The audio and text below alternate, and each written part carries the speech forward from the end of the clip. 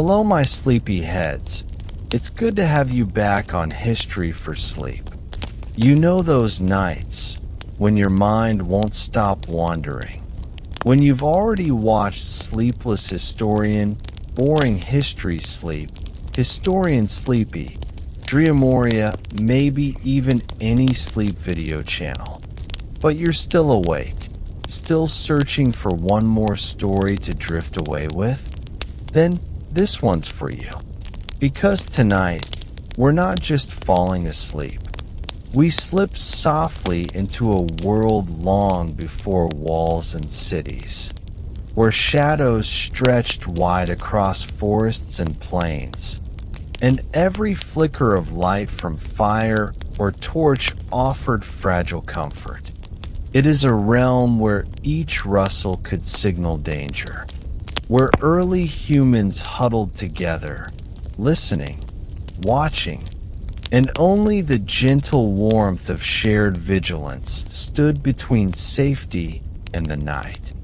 Here, every breath carries both caution and trust, where families, friends, and tribes relied on one another to survive the dark, and where the quiet bond of community was life itself. And now you are about to step softly into their final hour of stillness. So close your eyes. Maybe turn on the fan for a soft, sleepy background, and let's start. Night falls over the ancient earth. The air cools quickly, the warmth of the day bleeding away into the soil, and the first sounds of the wild begin to stir. Somewhere in the distance, a low growl echoes across an empty plain. The moonlight catches the shimmer of eyes, not human, but hungry. There were no walls then, no safe roofs, no fires to hold back the darkness. Only small clusters of our ancestors, crouched together under rock ledges or within hollow trees, listening to the world that still belonged to beasts. To them, darkness was not a time for rest. It was a test of patience, silence, and survival. Every rustle, every breath of wind could be a predator moving closer. The night was a world ruled by others, and humanity was still learning what it meant to endure it. Before the discovery of fire, early humans were fragile creatures. Their eyes could not pierce the dark like a panther's, nor could their hands match the claws or fangs that surrounded them. They were prey, plain and simple, soft-skinned, slow, vulnerable. Yet even in this fragility, something set them apart. They huddled closer, shared warmth through contact, and stayed quiet enough to let the night pass. Survival was not an individual act. It was a shared rhythm, a delicate balance between fear and cooperation. They learned to read the sounds of the night, to tell the difference between wind in the grass and the padded steps of a stalking lion. Somewhere in that long darkness, humanity learned its first lesson. Safety could only be found in one another. Imagine that air, thick with the scent of earth and animal, of sweat and survival. The forests and plains of the prehistoric world were alive with movement. Hyenas scavenging, leopards stalking, mammoths stirring the ground with heavy steps. For early humans, each night was a negotiation with these unseen forces. They didn't rule the world. They merely existed within its patience. Their homes were temporary, caves, fallen logs, cliff overhangs. And yet, under the watch of the stars, something extraordinary was happening. Their minds were awake. Their hearts beat with a rhythm of awareness that few other creatures shared. They didn't just react to the world, they remembered it. Every sound, every attack, every safe path became part of a growing story of knowledge passed down through quiet whispers and gestures. Fear, in those early days, was not weakness. It was wisdom. It taught them where not to sleep, which trees could bear their weight, which rivers hid crocodiles beneath still waters. Fear sculpted the early human mind into something new, something watchful, patient, and deeply aware of patterns. The world was vast, but their circle of safety was small, drawn not in stone or firelight, but in memory. The child that learned to fear the roar in the distance was the one who survived to teach others. And so, through centuries of repetition, fear became the quiet teacher of intelligence. The night pressed in, but with every sunrise, humans remembered just a little more. As the stars deepened above them, they sometimes whispered before sleep. No language yet, not as we know it, just soft murmurs, hums, and shared sounds that meant stay, safe, quiet. A hand on a shoulder meant comfort. A breath beside you meant you were not alone. These gestures were the beginnings of communication, not for hunting or building, but for surviving the unknown. In that ancient hush, humanity's first emotional bonds were forming. They didn't just live beside one another, they began to care. It was this care, this fragile thread of empathy, that would one day become our greatest strength, stronger than any claw or tooth that stalked the dark. The night stretched long, hours counted not by clocks, but by the movement of stars. Sometimes the darkness lasted for what felt like forever. Rain would fall, turning the ground beneath them into cold mud. The youngest would cry, and a parent would quiet them with a hand, not out of affection alone, but necessity. Noise invited attention, and attention brought death. The air would fill with distant roars, and the tribe would hold its breath until the sounds passed. In these long stretches of silence, they learned endurance, not just of the body, but of the mind. The ability to wait, to remain still, to hope for dawn. These were the quiet beginnings of human resilience. Then came morning. The sun would rise slowly over the horizon, and with it, the songs of birds, the movement of light through leaves, the smell of safety. The predators retreated, their time over. For the early humans, dawn was salvation, proof that they had made it through another trial. Each sunrise was a quiet victory, celebrated not with noise, but with relief. They would stretch, gather what little food they could find, and follow the warmth of the day. But deep within their memory, something remained. The lessons of the night, the dangers they survived, the safety they found together stayed with them. Bit by bit, these experiences built the foundations of intelligence, emotion, and cooperation. They didn't yet know it, but the first sparks of humanity had begun to glow long before the first fire ever burned.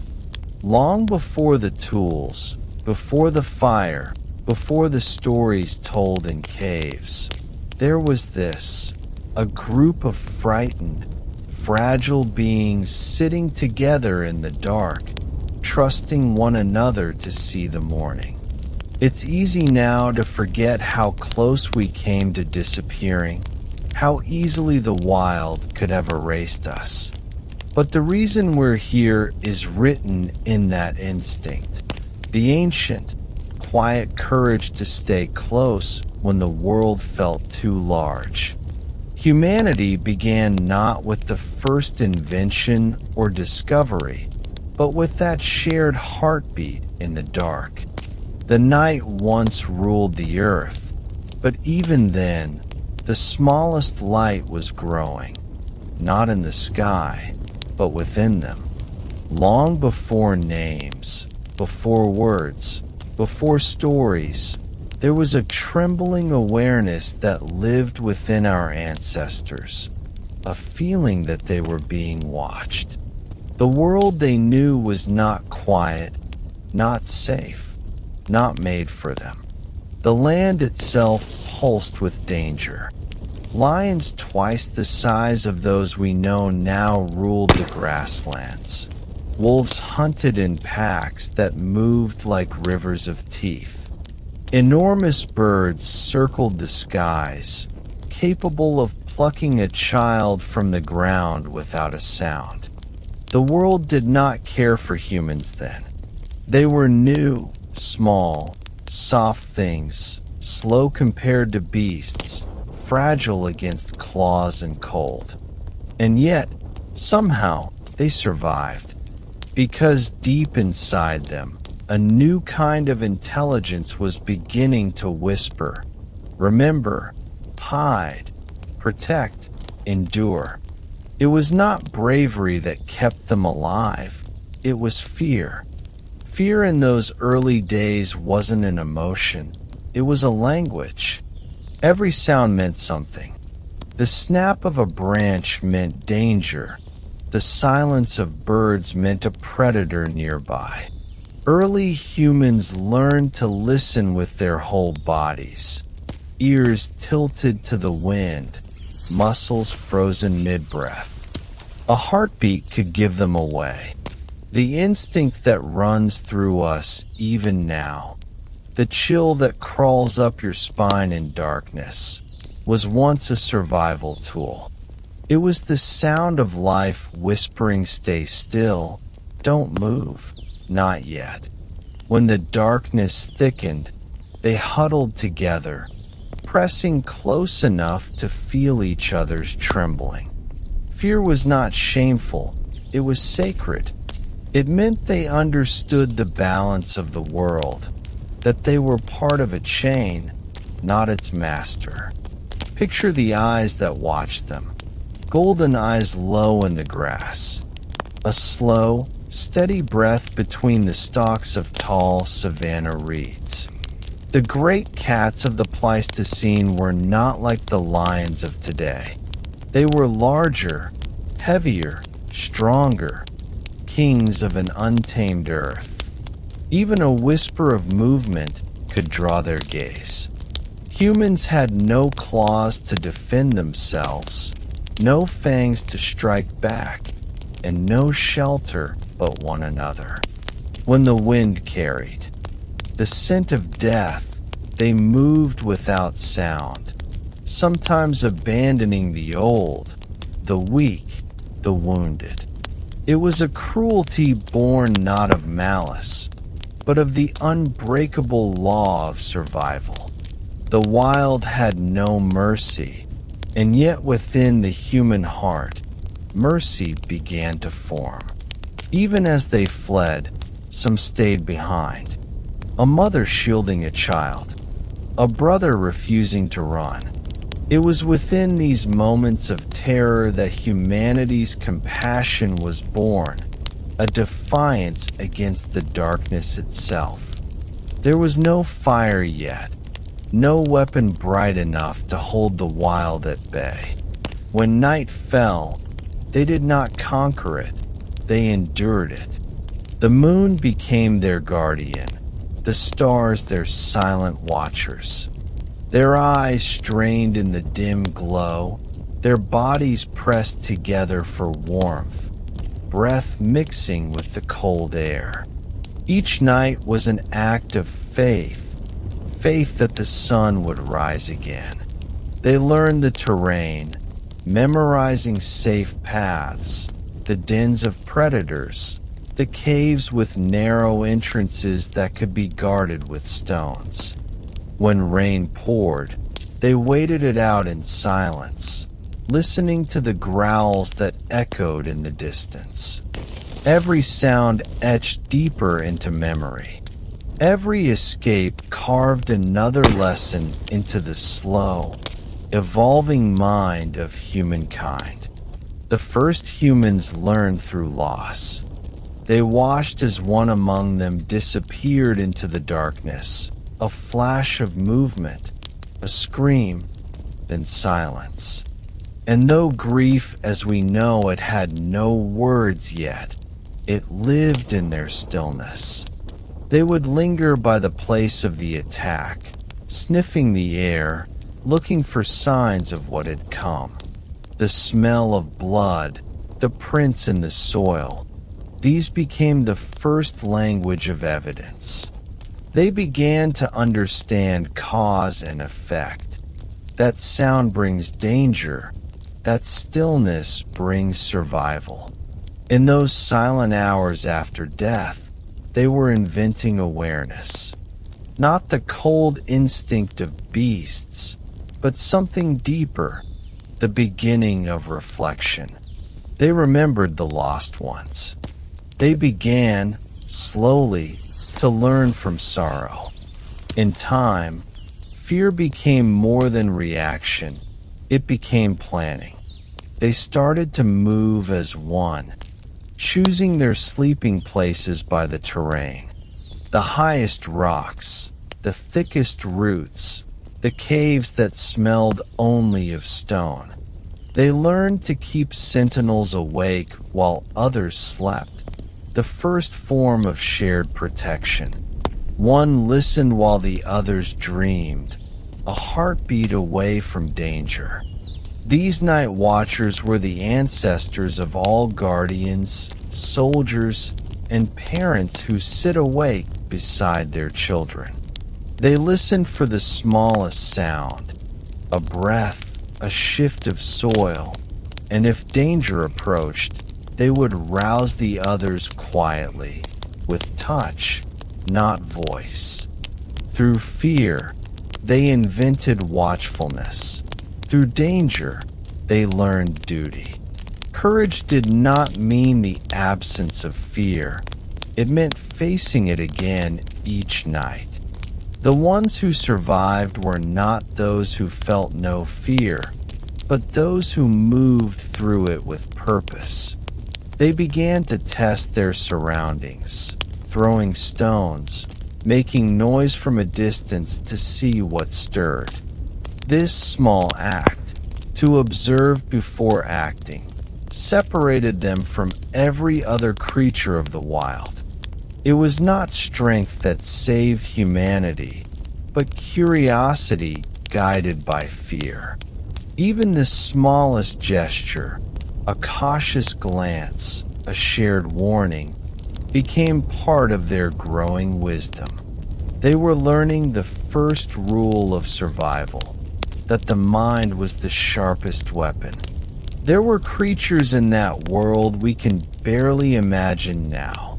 Giant short-faced bears, towering at twice a man's height. Saber-toothed cats whose fangs curved like ivory knives. Packs of hyenas so large that even lions avoided them. Humans watched these creatures hunt and learned from them. They studied the way wolves surrounded their prey, the way leopards struck from above, the way vultures waited for the right moment to feast. Nature was their teacher, brutal, patient, unrelenting. And through watching death, they began to learn about life. Each predator showed them a truth. That survival belonged not to the strongest, but to the most adaptable. Slowly, humans began to see themselves not as helpless prey, but as observers, thinking creatures in a wild theater of instinct. The young grew up surrounded by fear, but they did not grow weaker for it. They learned the language of warning long before they learned words, a raised hand, a certain look, the way a flock of birds lifted into the air, meaning run. Their childhoods were brief, their lessons harsh. But those who survived carried forward not only knowledge, but caution.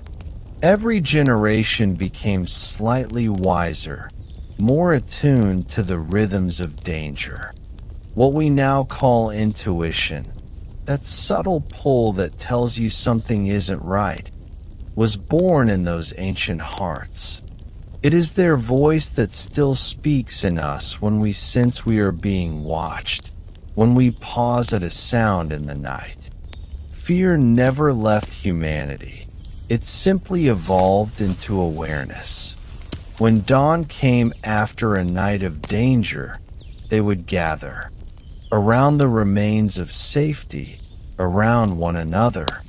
With gestures and grunts, they would replay what had happened, mimicking the stalk of a predator, the sound of its growl, the moment of escape. These were the first stories, born not from imagination, but from survival. They were lessons carved into memory, shared so others would know what to avoid. Storytelling began as a defense, a map made of sound. It is through those earliest tales that wisdom survived even when individuals did not. And perhaps, in the hush that followed, when the youngest fell asleep to the rhythm of those retellings, the first spark of comfort was born, the idea that memory could keep you safe. Eventually, fear gave rise to something new, defiance. Humans began to fight back, not always successfully, but often enough to learn. They discovered that sticks could strike, stones could wound, and numbers could intimidate. A single human was fragile. 10 together were formidable. They began to move like the packs they once feared, learning to hunt the hunters, to drive predators away from caves and feeding grounds. The first organized drives were not for food, but for safety. They would shout, throw stones, wave branches, the beginnings of strategy through unity.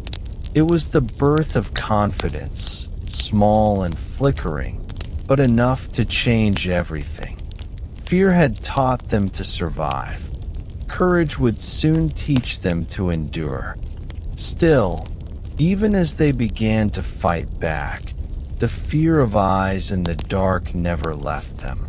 For countless generations, that image, glowing eyes beyond the edge of firelight, remained burned into the human mind.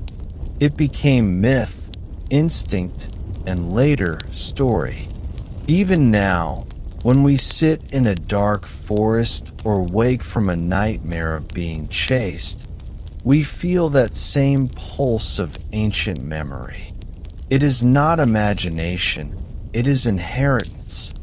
The memory of the hunted still lives quietly within us, reminding us of the time when the world was larger than our courage, and survival was a prayer whispered into the night. When humans began to share food, they were sharing more than nourishment. They were sharing trust. Those who risked gathering meat for others found protection in return. Slowly, cooperation replaced isolation. The strong protected the weak not out of pity, but because the group's survival meant their own. Each person became a piece of something greater, a web of dependence that mirrored the natural order, yet surpassed it. Unlike predators, humans didn't need dominance. They needed one another. And in that recognition, that survival was shared, the roots of empathy grew deeper. The first seeds of civilization were planted not in soil, but in fear overcome together. Night after night, generation after generation, humans balanced fear with hope. They could not predict the future, but they could imagine it, and that imagination became their shield. Each dawn was proof that the night could be endured, and with each sunrise, the fear of darkness grew just a little weaker. Yet it never disappeared completely. It became part of the human spirit, a quiet reminder that light is precious only because we once lived without it.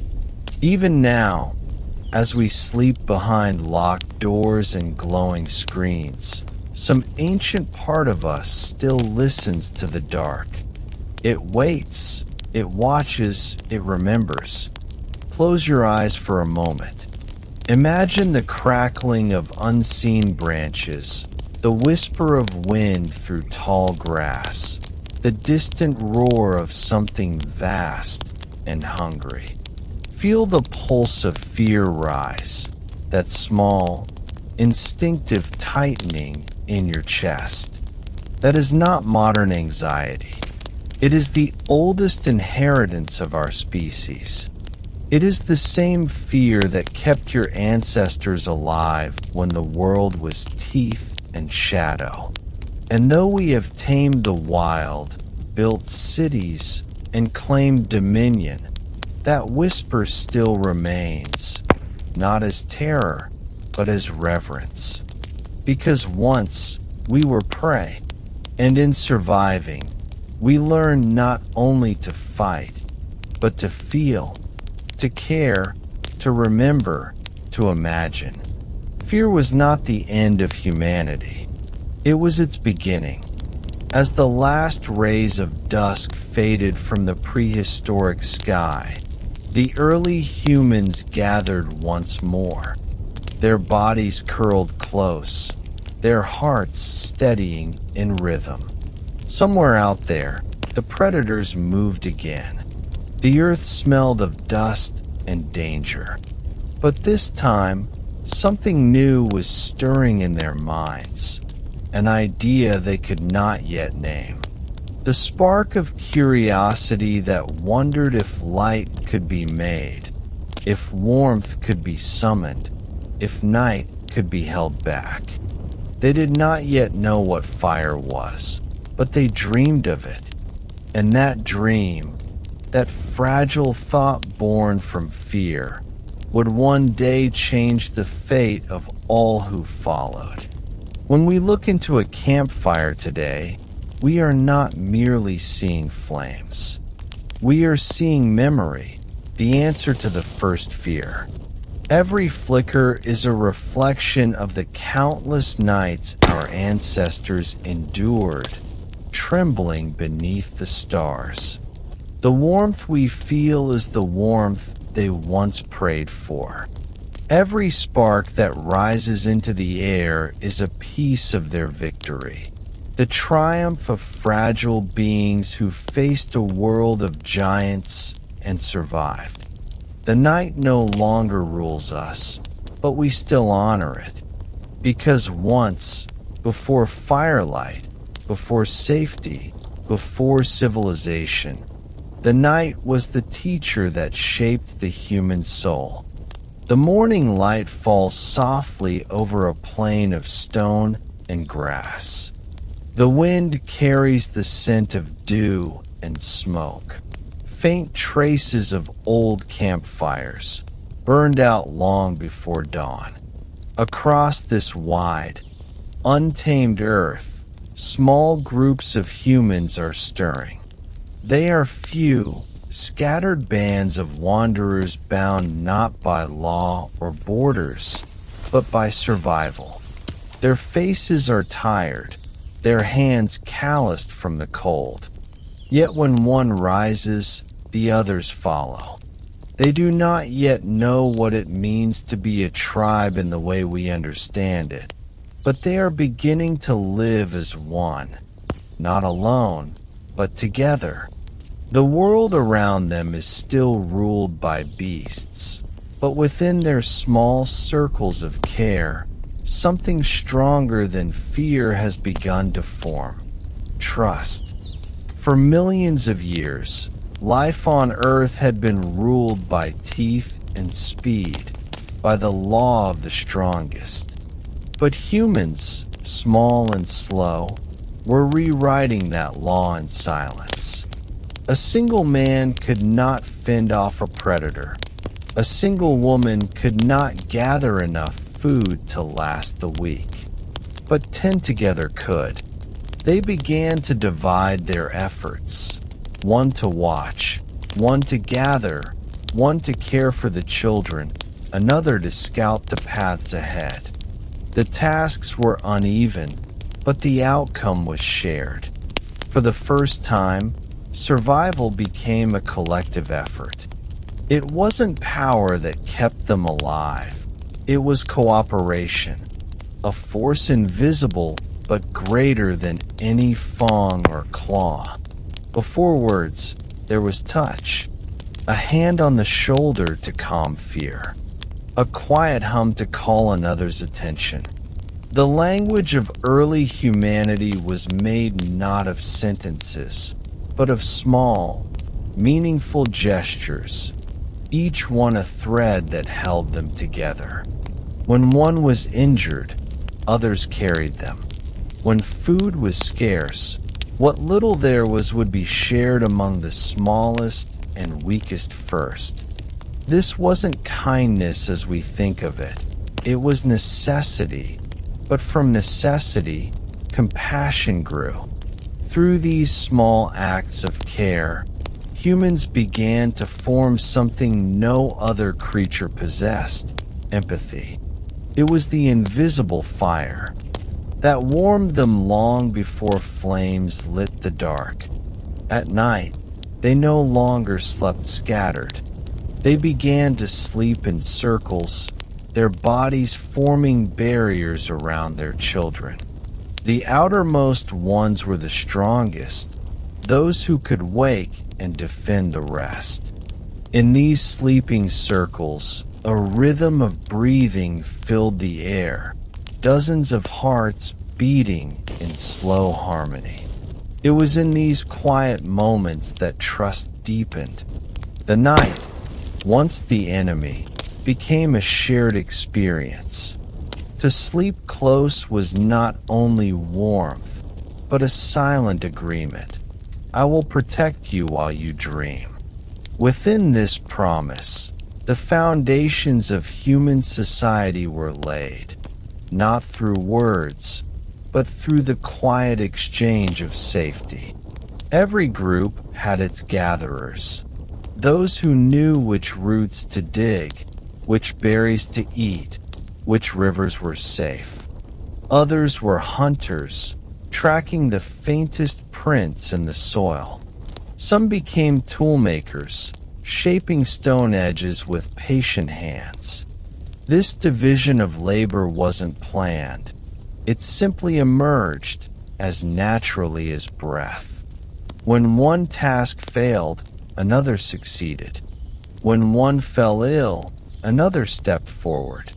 The tribe became an organism, many parts, one body. This shared intelligence allowed them to adapt faster than any other creature on Earth. A single human might perish in the wild, but together they began to thrive. Food was the first currency, and sharing was the first law. When one returned from a hunt, they did not eat alone. They placed the kill before the group, and all gathered around. It wasn't generosity that guided them, but understanding. The hunter today could be the hungry one tomorrow. This cycle of giving and receiving built a deep, unspoken fairness, an early form of morality shaped by hunger and gratitude. When fire finally came, its light fell upon faces gathered in circles, sharing warmth and food alike. Around those early flames, the first lessons of equality were born. As time moved on, some lived long enough to become elders. They carried memory, the wisdom of paths and seasons, the secrets of safe water and healing plants. In their minds, the world had patterns, meaning. They became the tribe's living library, and their words, gestures, and stories became maps of survival. Children would listen, wide-eyed, tracing the movements of hands that described the hunt or the storm. And though their words were few, their lessons would pass through generations like invisible inheritance. For the first time, knowledge was not lost with death, it was passed on.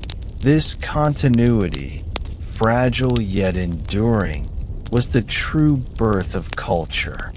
When fire arrived, whether stolen from lightning or discovered by chance, the tribe's world changed forever. The flickering light drove away the eyes that glowed in the dark. It turned fear into reflection.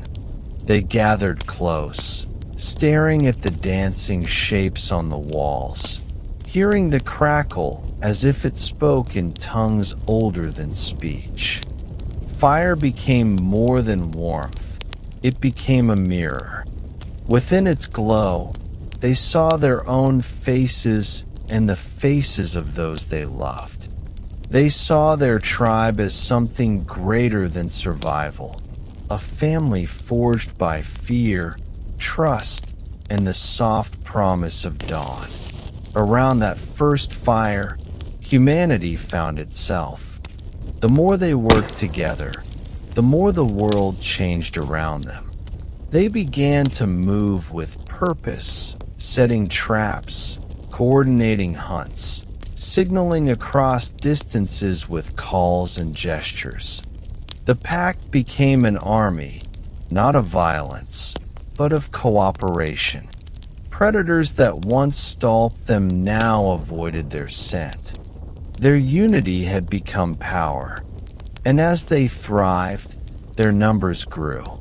Soon, what began as small bands became families, and families became tribes that roamed the earth like rivers of thought and motion.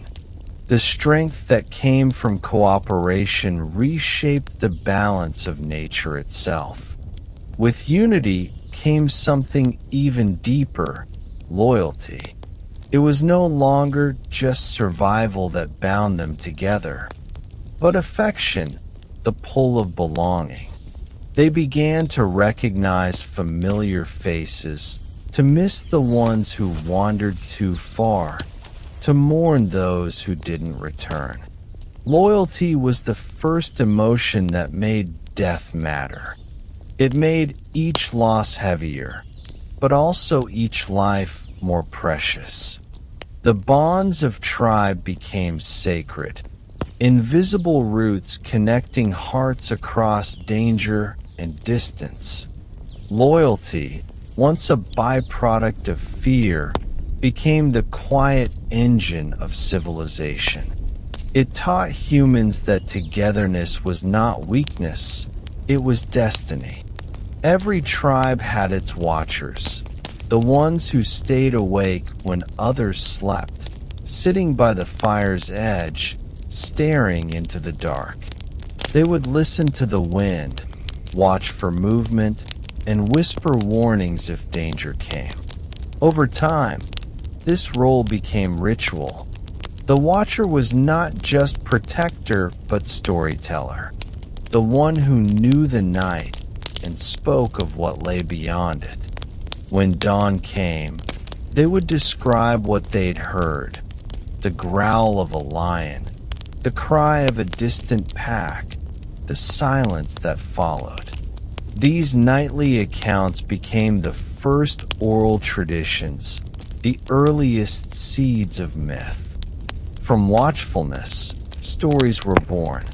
To remember was to survive.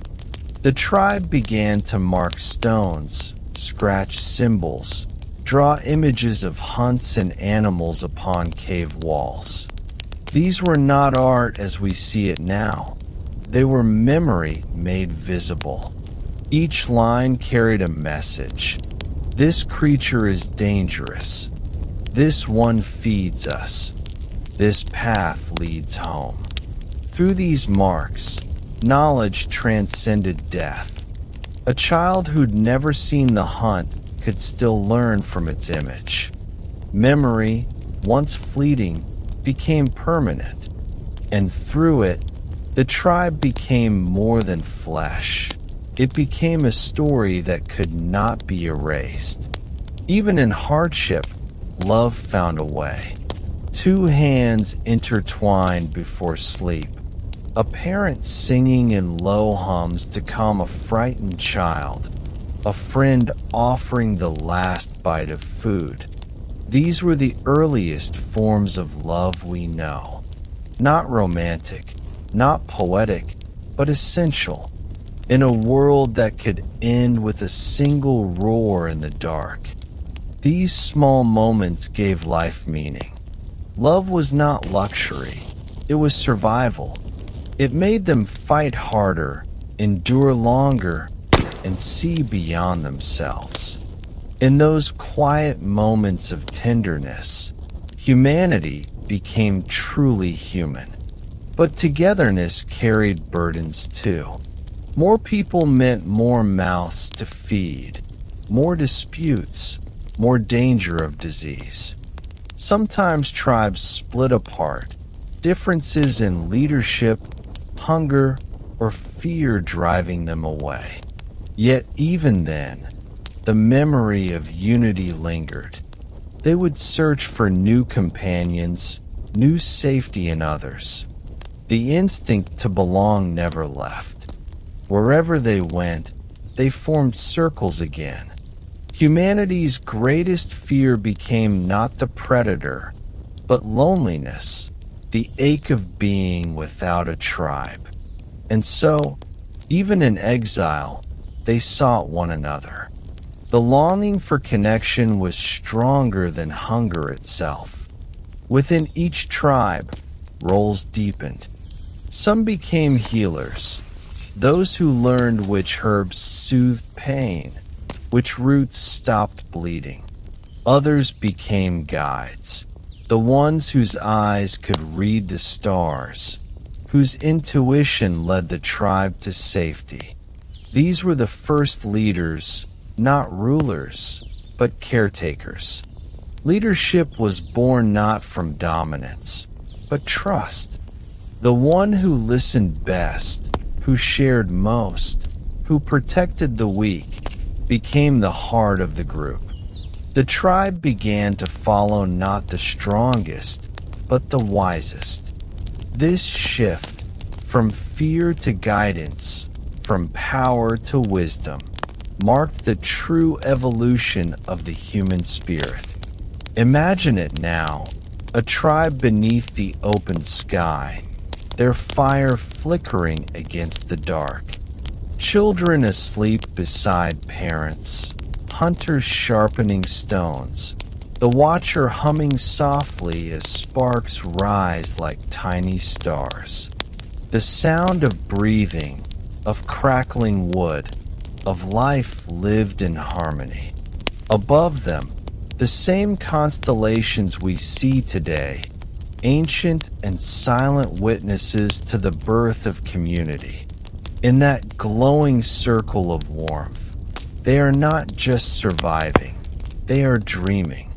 Dreaming of tomorrow's hunt, of distant lands, of peace. The world around them is wild, but within the tribe, there is calm, the first peace humanity ever knew. Thousands of years would pass, and the tribes would scatter across continents. Their faces, languages, and tools would change, but that thread of togetherness would never break. Every village, every family, every civilization that came after was built upon those same ancient circles of care. The instincts they forged, to share, to protect, to remember, still live in us. When we gather around a table, when we comfort a friend, when we share warmth with a stranger, we are echoing the same ancient rhythm. The tribe never died. It simply evolved. In the end, cooperation was not just humanity's survival tactic, it was its soul. The tribe taught us to see ourselves in others, to find strength in unity, and to trust in something greater than solitude. From that moment on, every human heart carried the memory of belonging. Even now, as we drift into sleep, surrounded by walls and cities and quiet comforts, that ancient truth still hums beneath the surface. We are never alone. We are the descendants of tribes that held the night together, of people who learned that survival was not about me, but us. Long before cities, before walls, before homes that could withstand storms, humans lived in a world dominated by uncertainty. Darkness was absolute, and the night ruled with claws, fangs, and silent shadows. Then, somewhere in time, fire was discovered. Perhaps from lightning, perhaps by striking stones together. No one remembers exactly.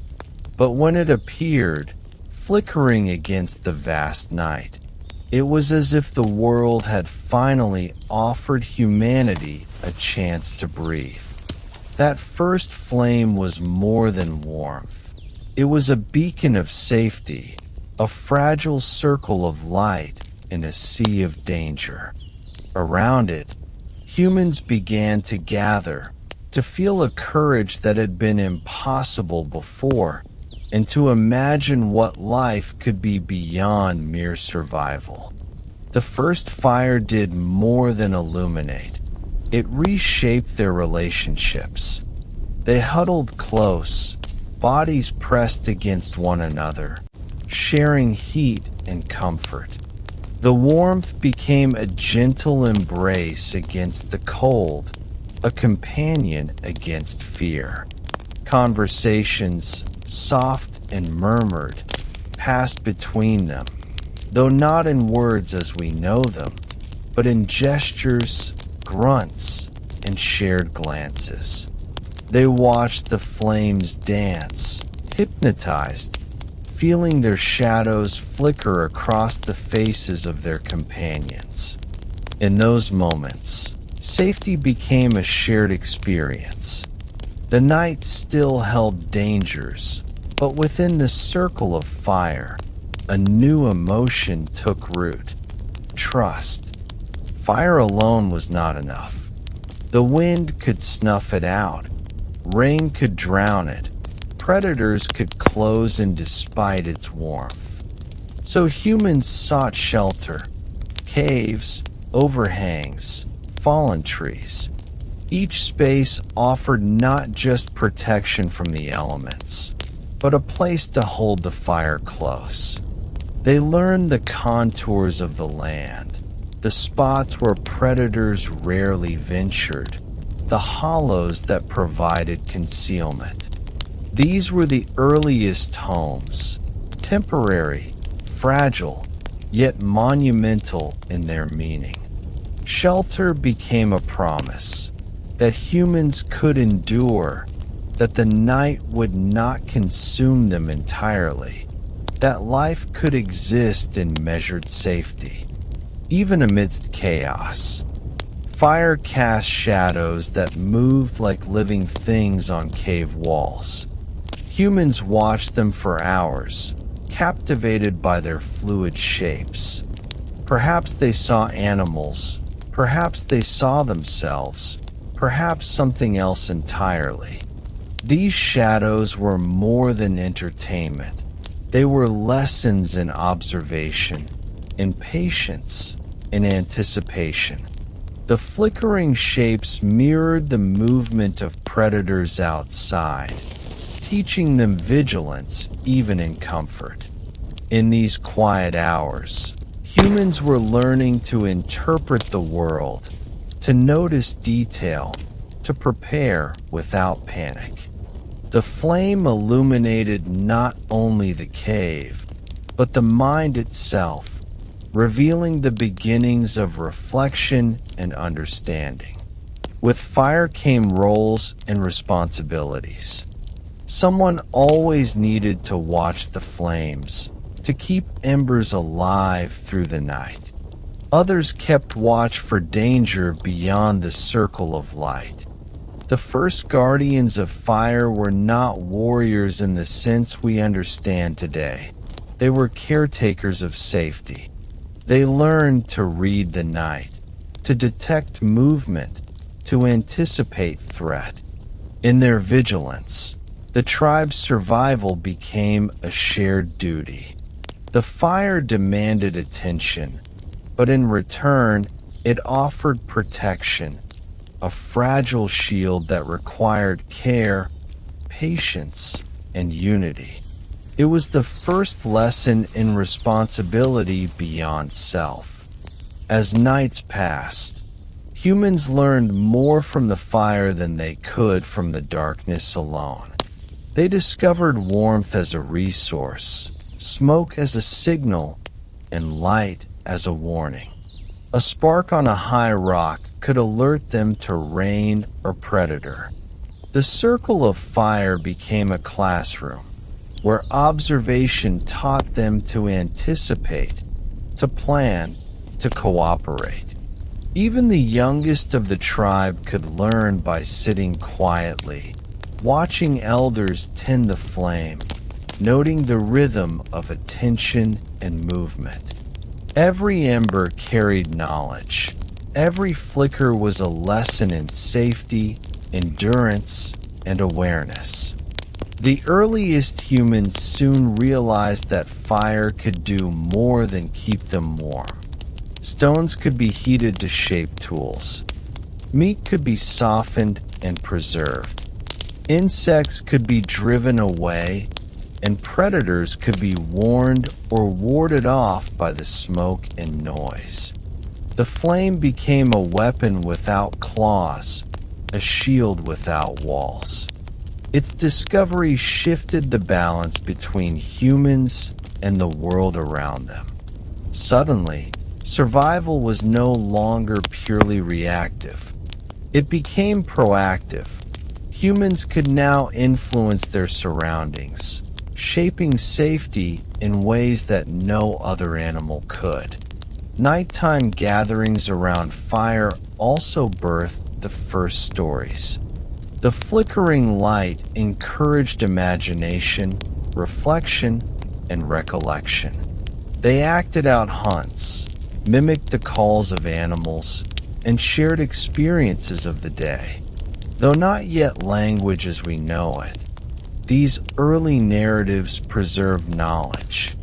They taught where predators lurked, which paths were safe, and which plants were edible. The fire was a teacher, a library, and a stage.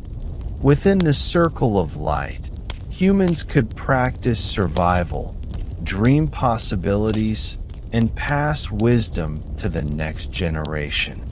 The fire also fostered emotional bonds. Huddling together, humans felt warmth not only in their bodies but in their hearts. Care, affection, and attachment grew stronger. Parents soothed children with the glow of flames. Companions comforted one another against fear. Fire nurtured empathy, reminding each human that survival was never individual but shared. In the quiet rhythm of watching embers, the earliest humans discovered what it meant to belong, a lesson as vital as any lesson in hunting or shelter. With fire and shelter, humans began to migrate with intention, no longer bound purely by immediate survival. They explored new terrains, carrying their flames with them.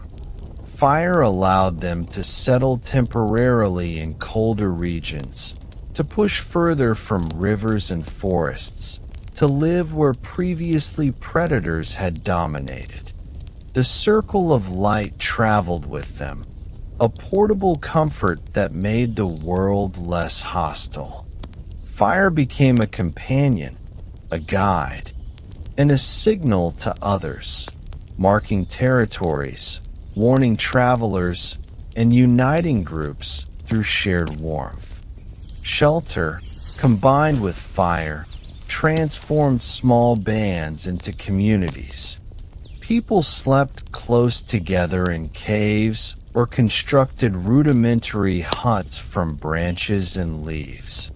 These shelters, though temporary, offered a sense of permanence. They could store food, protect the young, and plan for the next day. A structure, simple, fragile, or stone-lined, became a meeting place for the tribe. Safety became physical as well as emotional. Where once humans had only instinct and fear, they now had space, walls, and firelight, the foundations of civilization itself. Even with fire, the dark remained. The circle of light could only stretch so far. Shadows beyond its edges reminded humans that danger was always nearby. Yet this balance shaped intelligence. Humans learned to be cautious, to observe, and to anticipate. Fire did not eliminate fear, it refined it. The controlled flame taught patience and judgment. It allowed humans to dream beyond survival while remaining tethered to reality. They were no longer passive prey, but active participants in a delicate dance with the wild. Over generations, fire became more than a tool. It became culture. Rituals developed around tending flames, sharing food, and recounting events. Songs and chants emerged to coordinate work and warn of threats. Fire became the silent witness to human innovation, communication, and companionship. It illuminated not only the world but the mind, giving humans a sense of mastery over their environment while teaching respect for the dangers that remained. In every flicker, lessons of survival, memory, and unity were passed on. Fire was also a teacher of skills. Children watched elders strike sparks and coax flames. They learned which kindling burned best, how to preserve embers overnight, how to control smoke. These lessons were vital. A single careless spark could destroy a shelter, a food cache, or a tribe. From observation and practice, the young acquired knowledge essential for life. In quiet reverence, humans learned patience, dexterity, and responsibility, not only for themselves, but for all those who relied on them. At night, as the flames danced, humans began to speak, softly, cautiously, for fear still lingered. They mimicked animal sounds, described hunts, and acted out events of the day. These proto-stories were more than entertainment. They were survival manuals. The fire illuminated not only the walls of the cave, but the walls of memory. Every tale reinforced lessons: where to go, what to avoid, who to trust. Storytelling became a bridge between generations, ensuring that knowledge outlived the individual, and that fear transformed into wisdom. The warmth of fire brought hope. It offered comfort, continuity, and confidence. With it, humans could face the cold, endure long nights, and venture further into the unknown. It was a small flame, yet it carried the promise of tomorrow. Each ember was a guardian, each spark a teacher, each circle of light a sanctuary. Humans began to imagine, plan, and anticipate, not just surviving from moment to moment, but creating a future. Fire was not just warmth, it was progress, civilization, and the first security humans had ever known. As the first fires flickered against cave walls, humans gazed into the light, watching shadows shift and dance. They saw themselves reflected in the flames, and perhaps for the first time, they imagined what it meant to endure. To survive was no longer enough. They began to think about thriving. Shelter and fire together provided stability, lessons, and vision. They could rest without fear gnawing at every heartbeat. Within the flickering circle, humanity glimpsed a world where danger existed, but was no longer omnipotent. And slowly, quietly, they began to dream. Fire changed everything. It transformed fear into awareness, isolation into community, chaos into order. The humans who tended it learned patience, observation, care, and empathy. They learned to nurture one another alongside the flame. They learned that survival required more than instinct. It required foresight, coordination, and courage. Each spark was a gift passed down through generations, a light against the dark, a symbol of the human spirit. And as the fire glowed softly against the cave walls, it whispered an enduring truth. Together, we are stronger. Together, we endure. Imagine a night long ago, when the wind carried the scent of distant water and the rustle of hidden predators. Small groups of humans huddled near the warmth of fire and the shelter of rocks, listening intently. Their first language was silence, subtle, attentive, alive. Then came sound, soft hums, low grunts, gentle cries to signal danger, call a companion, or soothe a child. These were not words yet, but the seeds of speech. Each sound carried meaning. Each gesture reinforced connection. Humans began to understand that voice could bridge distance, convey caution, and create shared understanding. In the dim glow of firelight, sound became a tool as essential as any stone or stick.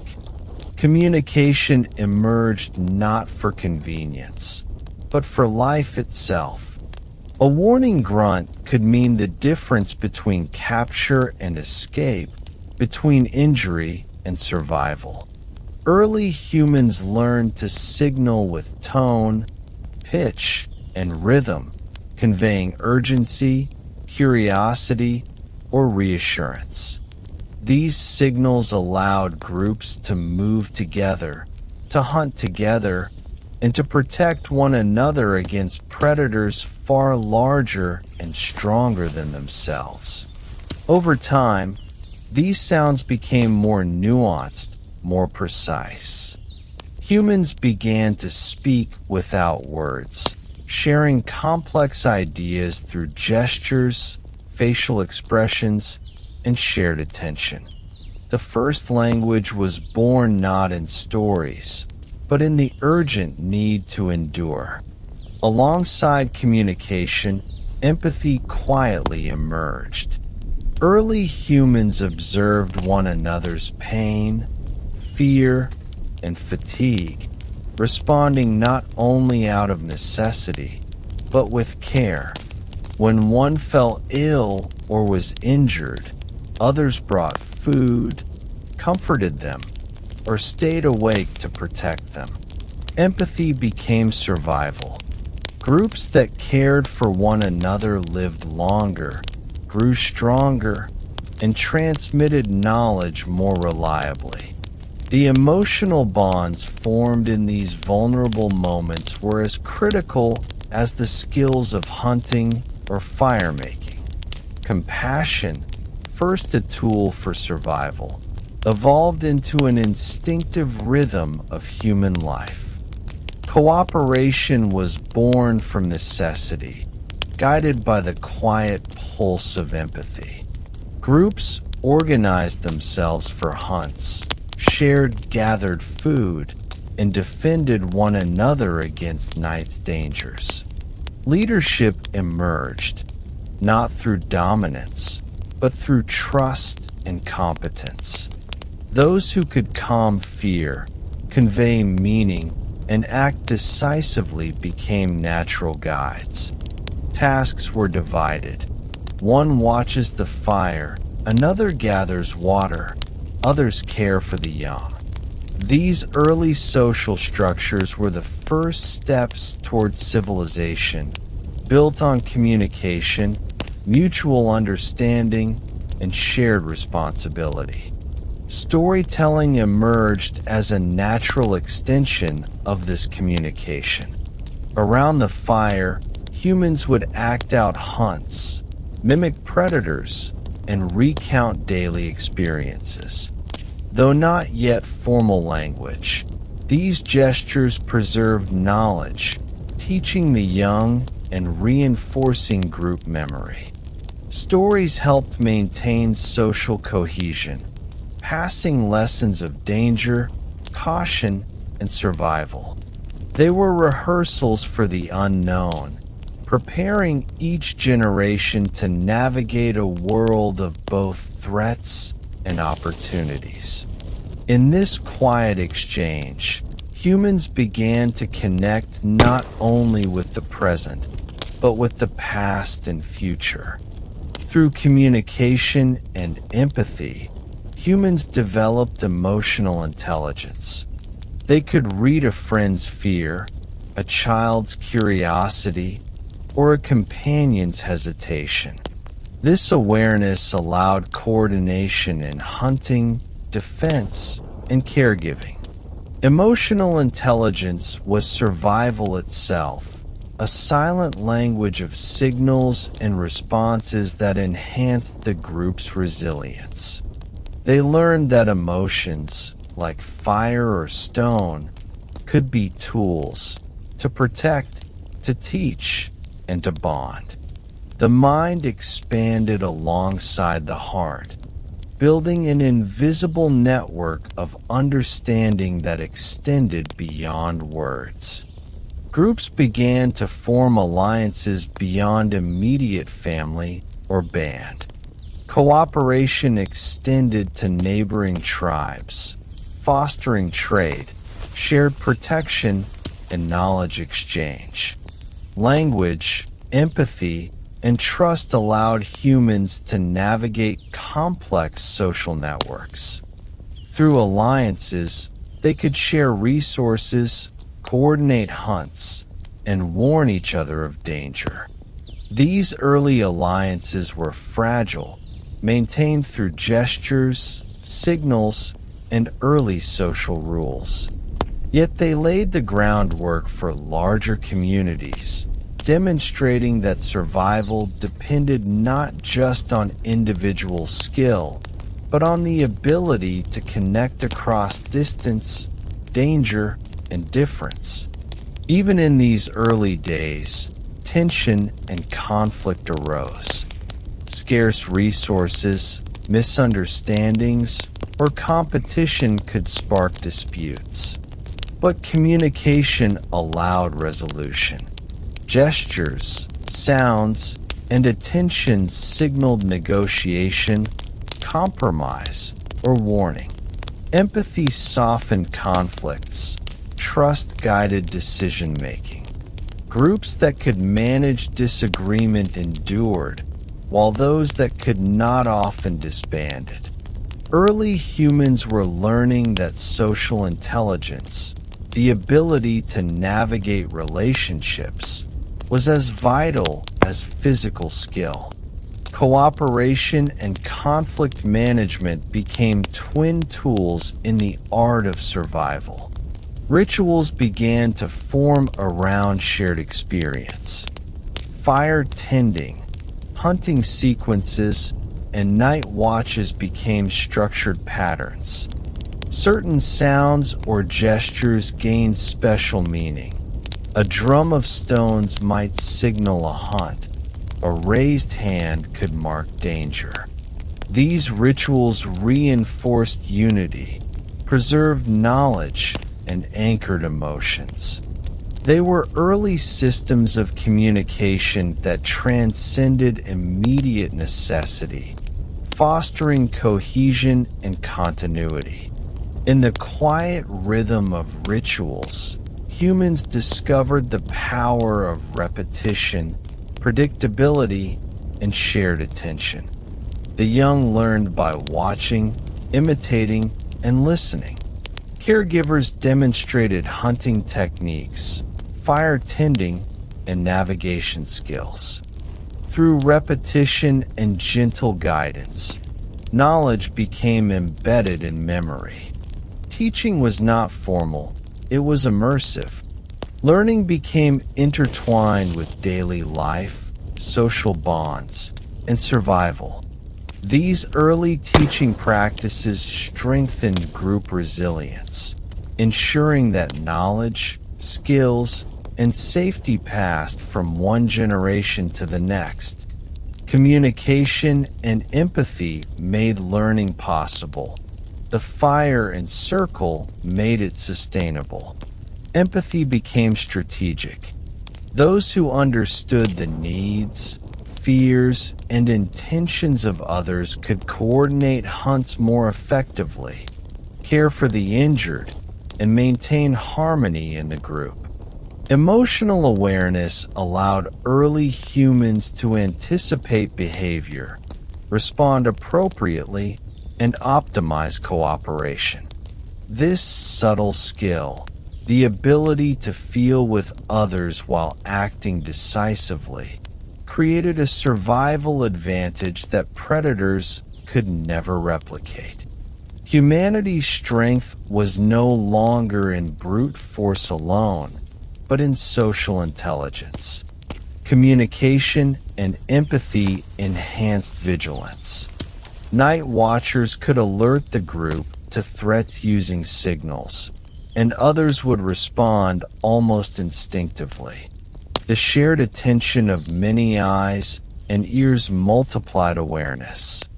By linking observation, warning, and reaction, humans created safety networks that extended far beyond individual capability. This collective vigilance was an early form of organization, a precursor to the structured societies that would emerge millennia later. Each act of care, warning, or comfort strengthened emotional bonds. These bonds reinforced memory. Who could be trusted, who could protect, who would share. Memory became social as well as individual.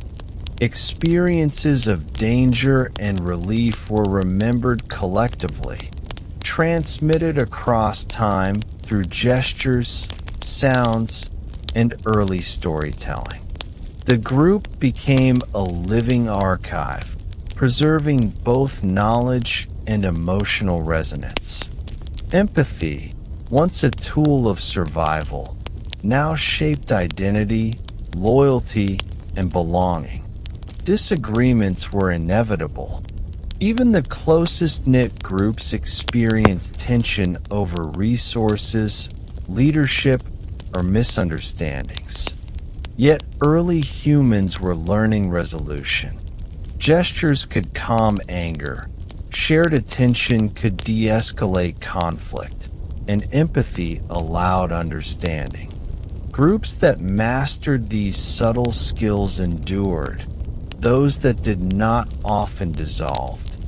Social intelligence, the combination of communication, empathy, and coordination, became a critical survival mechanism. The voices of early humans echoed long after they were spoken. Each warning, each story, each sigh or hum became part of the collective memory. When generations passed, these echoes persisted, shaping how humans understood each other and their environment.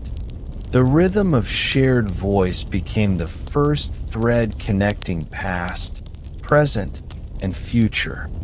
From these sounds emerged trust, cooperation, and culture, the invisible bonds that hold humanity together even today. Imagine a tribe around a fire, listening, watching, and speaking softly in the dark. Every sound carries meaning. Every gesture reinforces safety. Children mimic, adults guide, watchers alert. Together, they navigate the uncertainties of the night, blending vigilance with care, observation with empathy. Within this circle, humans become more than individuals. They become a unified force. The survival of each depends on the others. Trust, communication, and empathy form a shield stronger than any stone or fire. The social and emotional skills developed in these early tribes echo in us today. When we comfort, collaborate, or listen, we echo the first human survival strategies. Communication, empathy, and cooperation were not luxuries. They were necessities. They allowed our ancestors to endure, to flourish, and to build the foundations of society. In quiet moments, when we sit together or care for one another, we carry the legacy of those voices in the dark. Connection became the essence of human life. Early humans discovered that survival depended not only on tools, fire, or shelter, but on understanding, supporting, and trusting one another.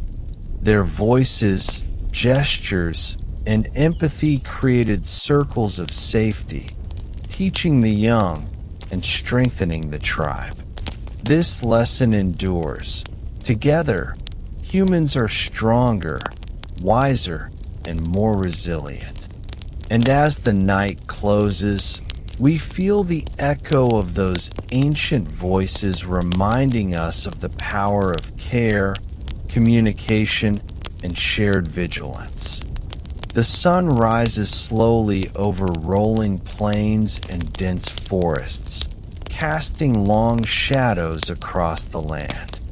Early humans awake to a world alive with movement and sound, the calls of distant birds, the rustle of grass under unseen creatures.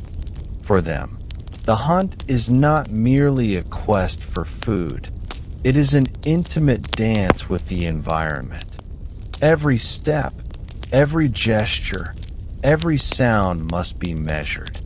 To succeed, they must observe, anticipate, and act in harmony with the world around them. Hunting is not only survival, it is an exercise in patience, attention, and cooperation, a quiet meditation on life and its delicate balance. Before the first strike, humans watch. They notice footprints in the mud, broken branches, the faint scent of animals in the wind. Every detail becomes a clue.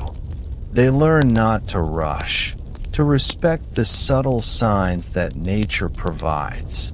Their eyes and ears become instruments finely tuned to the world, capable of detecting movement invisible to others. Observation teaches restraint and focus, and it is this patience that transforms the hunt from chaos into a precise, collective endeavor. Each member of the group carries a role, each action coordinated in silence, guided by instinct and knowledge passed from one generation to the next. Language in the field is minimal. Words could alert prey. Sound could betray intent.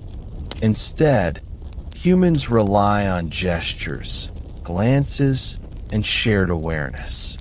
A slight nod, the raising of a hand, or a shift in stance conveys direction, caution, or encouragement. These silent communications create a rhythm of movement that is almost imperceptible to the creatures they pursue. Through this harmony of body and mind, humans learn to act collectively without disrupting the balance of nature. Hunting becomes a form of subtle symphony, where every participant contributes to the whole without breaking the quiet order of the wild. Patience is the hunter's quiet companion. Hours, sometimes days, may pass in waiting, observing, and moving cautiously through the landscape. The prey, unaware of its watchers, moves in patterns that the humans must anticipate. This patience teaches endurance and focus, revealing lessons about timing, rhythm, and the subtle flow of life. It is in this waiting that humans begin to understand cause and effect, probability, and the delicate interconnection of all living things. The hunt is not only for nourishment, but for understanding the patterns of the world, building the earliest forms of strategic thinking. Hunting requires more than skill. It demands trust and coordination. One may drive the prey toward another, while others flank, block, or wait at strategic points. Each movement is designed not to dominate the animal, but to work as part of a greater plan. Success is shared, failure is tolerated, and learning is collective. Cooperation transforms the hunt into a social activity, reinforcing bonds and deepening empathy. The humans understand that each life depends on the group's skill, observation, and harmony, a lesson as profound as any discovered around the fire or within the circle of care. Early humans did not hunt with hands alone. Stones, sharpened sticks, and simple traps extend their reach and precision. Each tool is a product of observation, understanding, and imagination. Tools are more than physical instruments. They are extensions of thought, memory, and anticipation. Crafting a spear or a trap requires knowledge of materials, animal behavior, and timing. The creation and use of tools marks the beginning of a conscious dialogue with the environment. Humans learning not only to survive, but to shape their circumstances through intellect, patience, and foresight. Successful hunters read more than prey. They read the landscape itself. The rustle of grass, the angle of sunlight, the flow of water all convey information. Paths, hidden waterholes, and natural barriers guide strategy. Humans learn to navigate subtle cues, understanding that the world is a system of interrelated parts. Observation becomes wisdom, movement becomes choreography, and thought merges seamlessly with action. Every hunt is an exercise in mindfulness, requiring a deep connection to surroundings, an awareness that is both calming and awakening, a practice as meditative as it is necessary. Hunting also serves as the classroom for the young. Children observe elders stalking prey, noticing the careful balance of speed, stealth, and timing. They imitate, practice, and gradually internalize the rhythms of observation and cooperation. Each hunt passes down knowledge not only of survival, but of patience, strategy, and the emotional intelligence required to act in harmony with others and the environment. In these quiet lessons, early humans cultivate a sense of discipline, empathy, and foresight, traits that will shape culture, society, and civilization itself. Though hunting is necessary, early humans often develop a subtle respect for life. They understand the delicate balance between taking and preserving. Prey is not hunted recklessly. Each kill is purposeful, each action measured. Observing and understanding the animal becomes part of the process, knowing its habits, its fears, its role in the ecosystem. This respect fosters careful strategy and deepens empathy. Humans learn that survival is intertwined with the lives of others, both human and animal, and that awareness of this interconnectedness guides ethical, sustainable behavior even in its earliest forms. Tracking is an art born from patience and memory. Footprints in soil, bent blades of grass, broken branches, each mark is a story. Hunters interpret these signs, predicting movement and behavior. Memory becomes crucial, recalling previous hunts, observing patterns, and anticipating outcomes. These skills build early cognitive maps of the environment, laying the foundation for advanced reasoning, spatial awareness, and planning. Hunting is more than physical pursuit. It is mental engagement, a quiet training of the mind as precise as it is essential.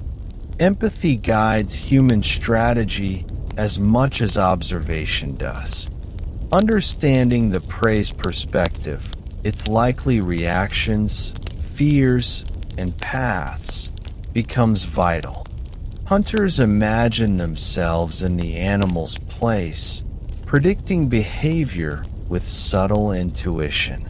This skill, combined with teamwork, strengthens both the hunt and social bonds.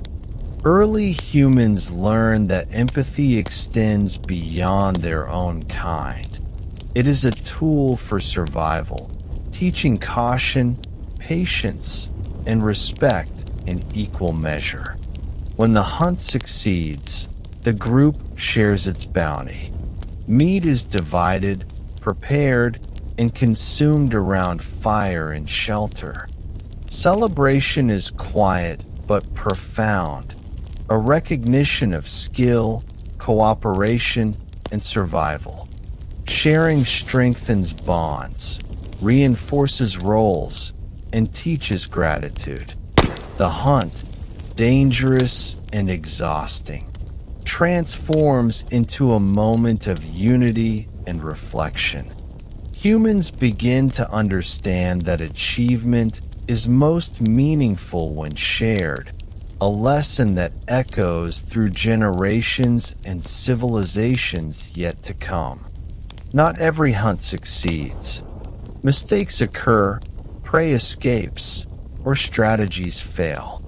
Yet even failure carries value. Groups observe, discuss, and adapt. Each unsuccessful attempt builds knowledge and skill, sharpening observation, refining strategy, and enhancing cooperation. Early humans learned that survival is iterative, a process of trial, reflection, and patience.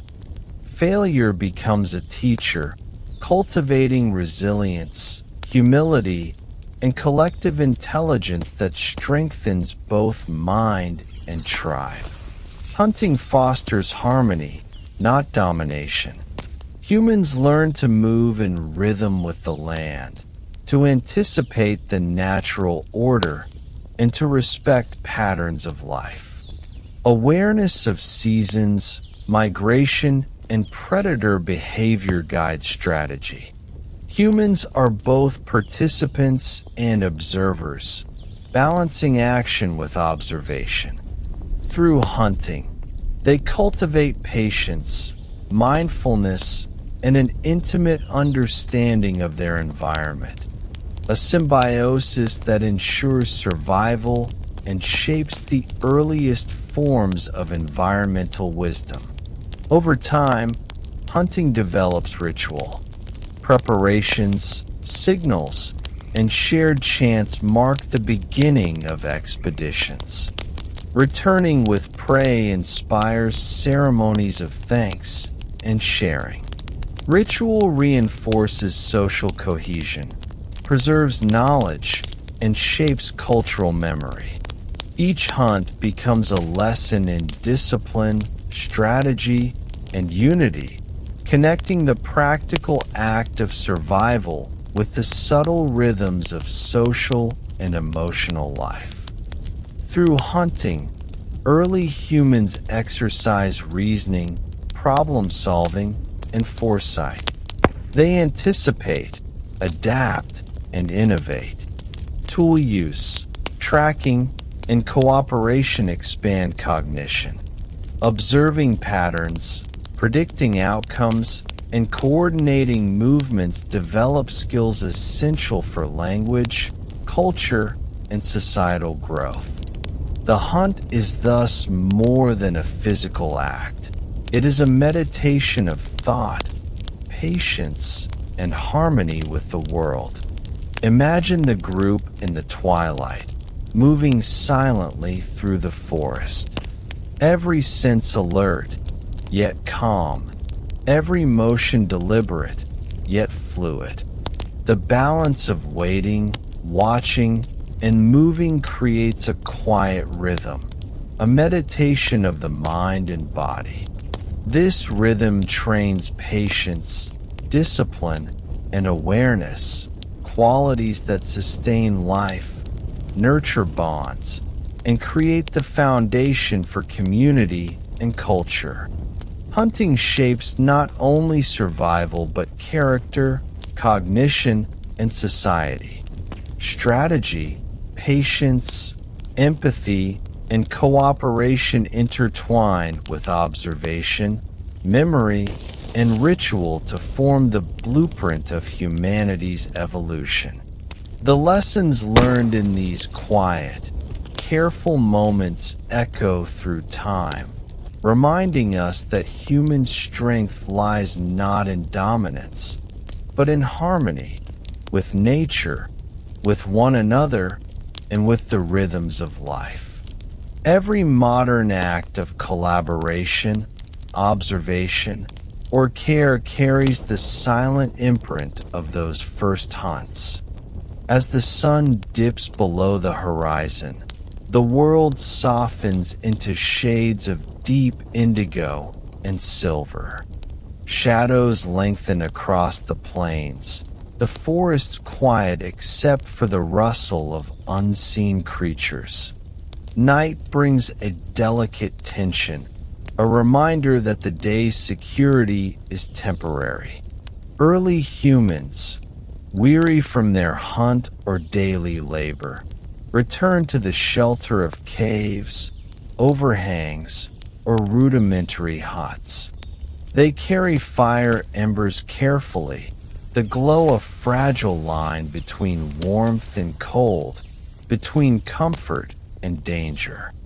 Nightfall is both an ending and a preparation, a liminal space where survival, observation, and reflection converge. The fire is lit, its flames flickering softly against stone walls.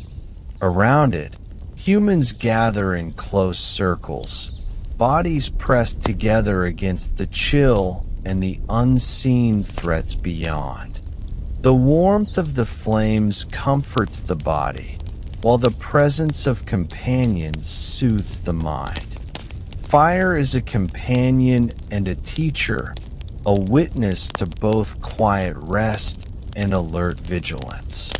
The circle of light is also a circle of safety, a space where shared attention ensures that no one is entirely alone in the vastness of night. In these early moments, community and survival are inseparable. Even as sleep begins to claim some, others remain alert. Night watchers, leaning near the flickering glow, keep their eyes and ears open for movement in the dark.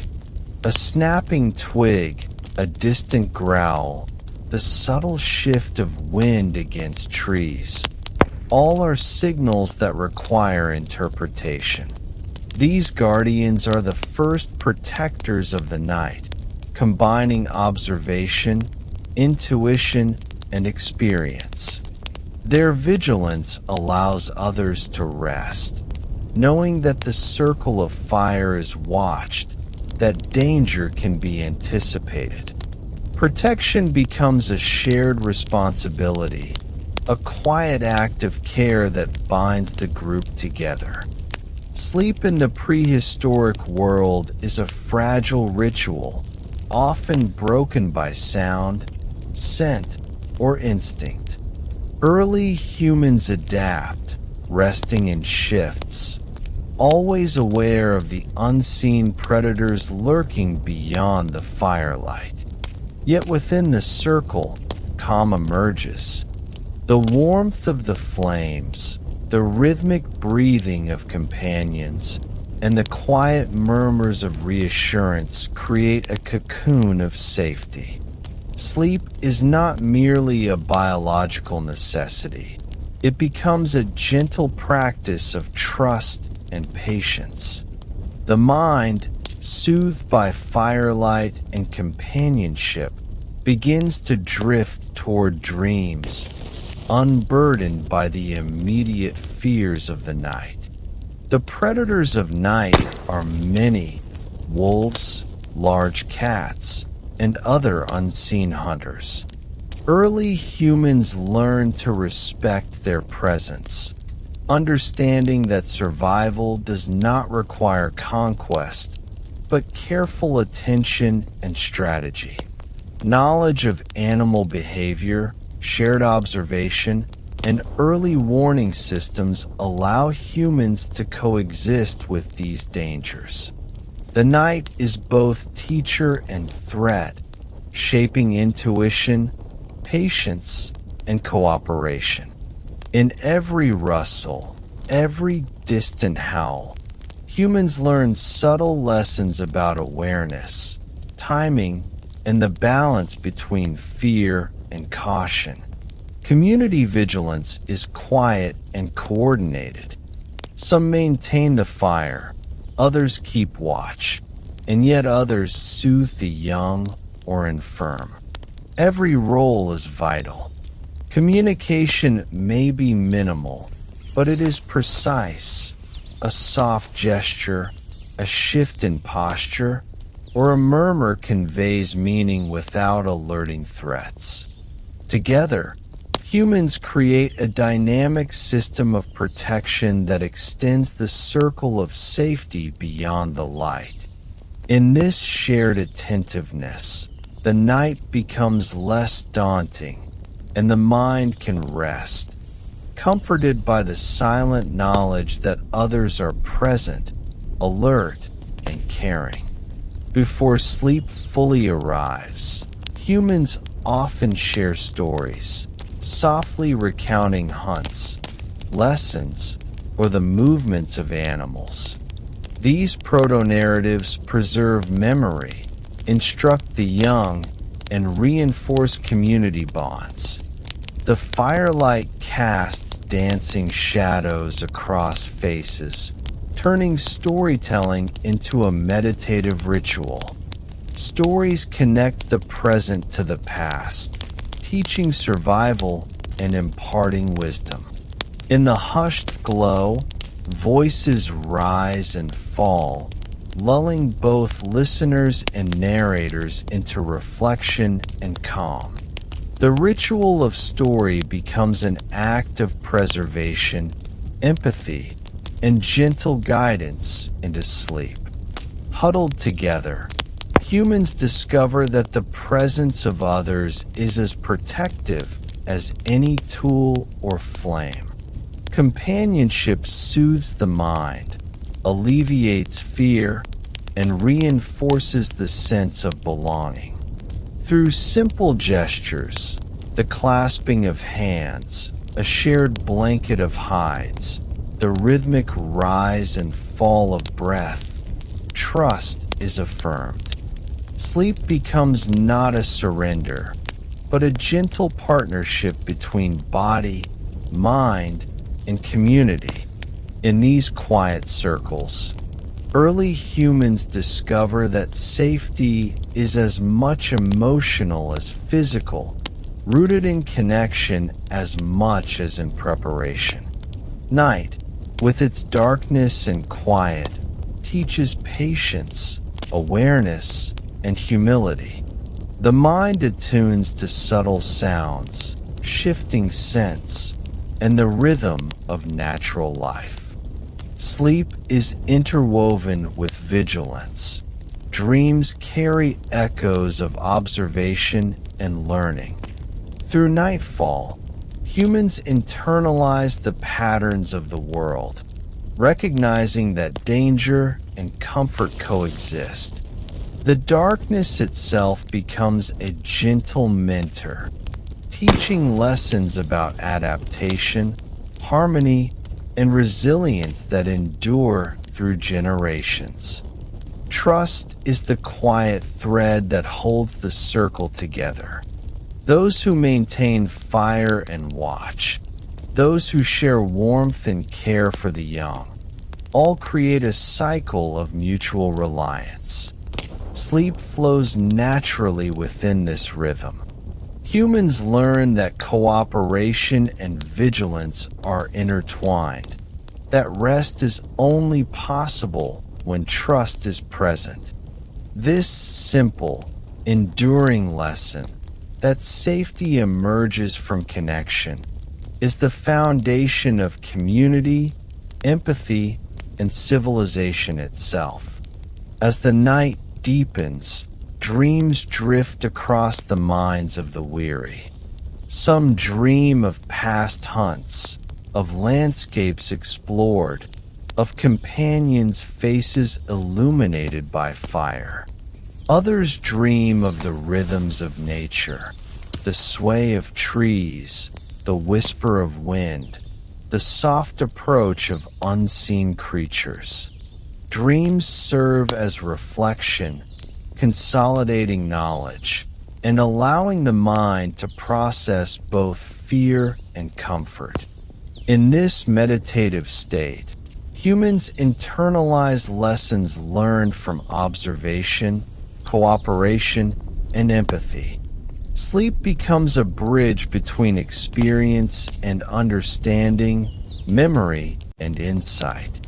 Even in rest, preparation continues. Early humans anticipate the coming day, considering resources, movement, and strategy. The night is both an ending and a beginning, a time to recover, reflect, and ready the mind and body for new challenges. The rhythm of life emerges naturally: wakefulness, vigilance, work, cooperation, rest. Through these cycles, humans cultivate resilience, wisdom, and connection, guided by both instinct and observation. Nightfall and dawn are partners, each shaping the human experience in subtle, profound ways. In the quiet of night, surrounded by fire, shelter, and community, early humans leave a subtle but enduring legacy. Their vigilance, empathy, cooperation, and observation form the blueprint of human survival and social development. Each small act, tending a fire, watching a companion, sharing warmth, reinforces the patterns of care, trust, and understanding that endure across generations. These foundational lessons, born in shadows and flame, echo in every human connection, every act of kindness, and every moment of mindful presence. As night deepens and the fire's glow softens, the world grows still. The rustle of leaves, the distant call of an animal, the soft rhythm of breathing, all blend into a gentle lullaby. Early humans rest, safe in the circles of fire and companionship they created. The lessons of survival, patience, observation, empathy, and trust are quietly preserved, carried forward through time. And now, as you settle into your own space, these rhythms, these gentle echoes of the past, can guide you into rest. Let the warmth of shared care, the calm of vigilance, and the serenity of nightfall carry you into sleep.